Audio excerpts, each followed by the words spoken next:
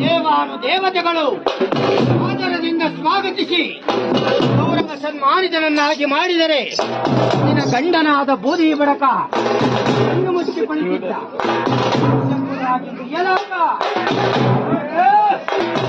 ಮಾತನ್ನು ಕೇಳಿದ ಯಾವ ದ್ರಾಕ್ಷಾಳಿಯು ದಕ್ಷ ಪ್ರಜೇಶ್ವರರೇ,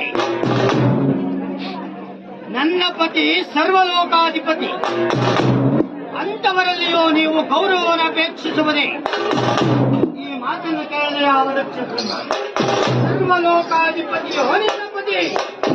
ತಿನ್ನಲು ಅನ್ನವಿಲ್ಲದೆ ಭಿಕ್ಷಾಟನೆಯನ್ನು ಮಾಡಿದವನು,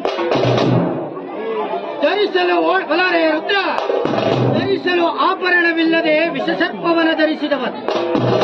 ಓಡಾಡಲು ವಾಹನಾದಿಗಳಿಲ್ಲದೆ ಮುದಿಬಸವನ ಮೇಲೆ ತಿರುಗಿದವನು, ವಾಸಿಸಲು ಸ್ಥಳವಿಲ್ಲದೆ ಸ್ಮಶಾನವಾಸಿಯಾದವನು,